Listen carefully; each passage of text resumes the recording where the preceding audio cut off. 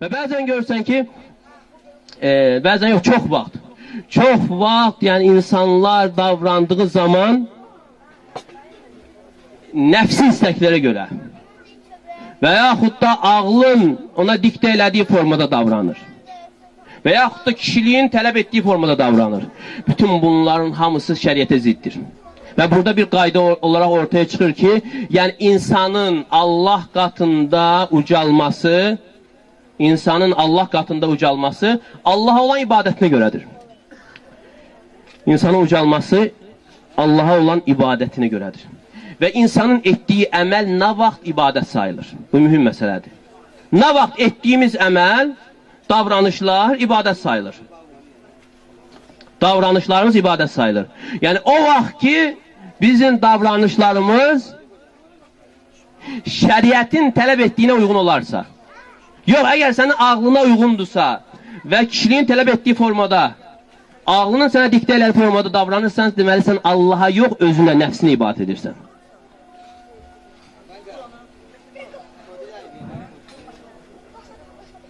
Yəni, hər bir məsələdə İbn-i Qayyim Rahimullah deyir ki, elə bir məsələ yoxdur ki, o məsələlərdə iki zidd və orta yol olmasın. İki zidd tərəf və bir də orta yol var.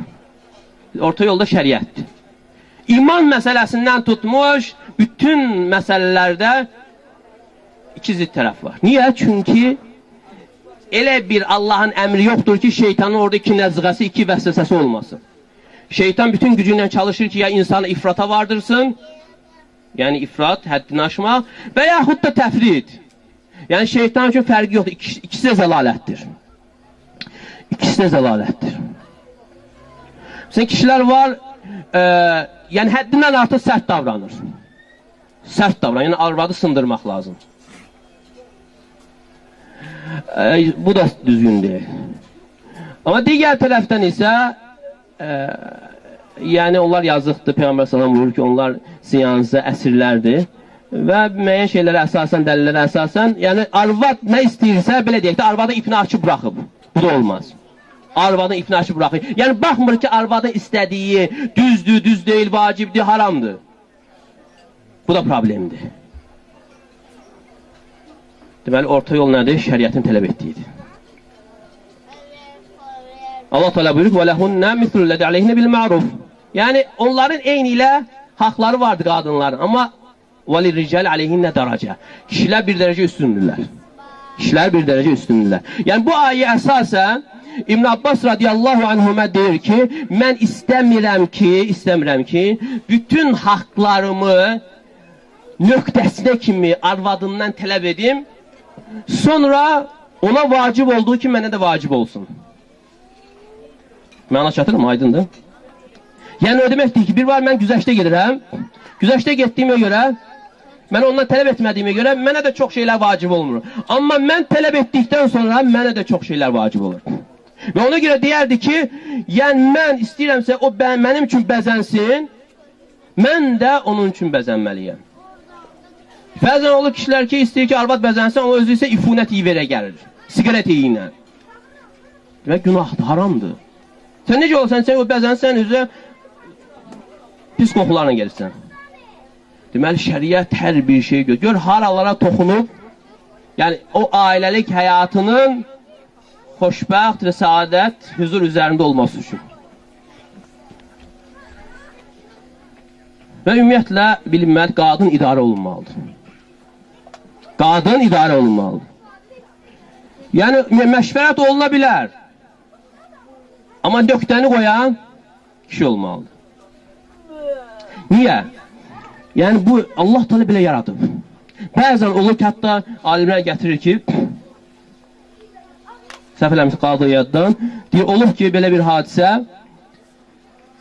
yəni bir kişi, yəni qadını, yoldaşı nə tələb edirsə, onu həyata keçirir, nə tələb edirsə. Yəni, bu elə çıxır ki, yəni onu çox sevir. Amma nəticədə nə olur? Nəticədə o qadın o sevimli ərini sevmir, nifrət eləyir. Çünki o Allah Teala'nın yaratdığı fitrət dəyişildiyinə görə.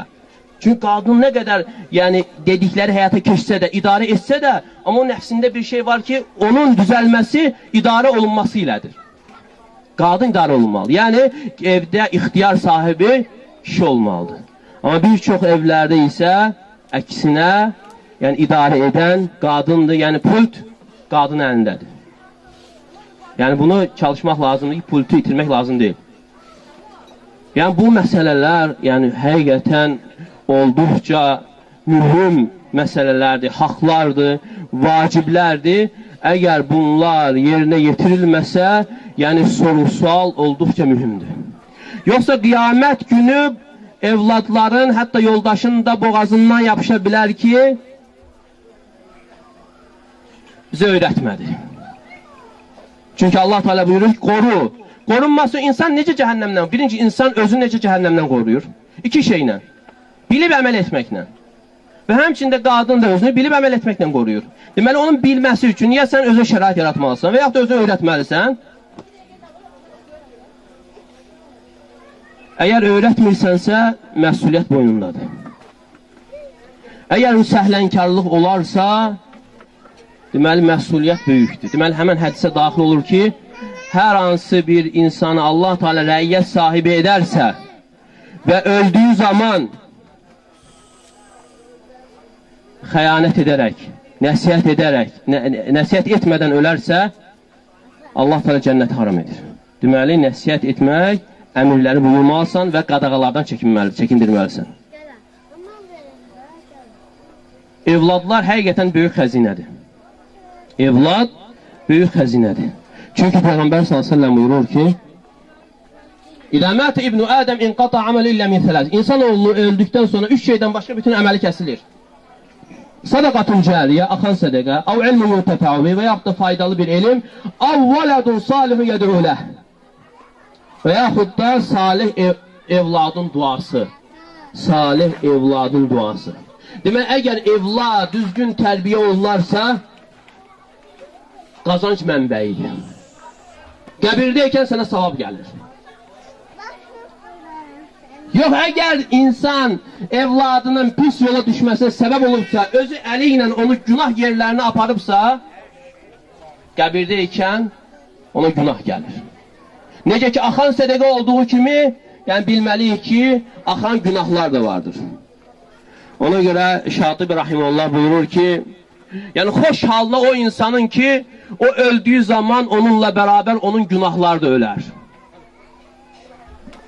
Amma vay o insanın halına ki, o ölür, amma ondan sonra 100 il, 200 il və daha da artıq günahı qalır və günahlarına görə qəbirdə əzab çəkir. Allah qorusun.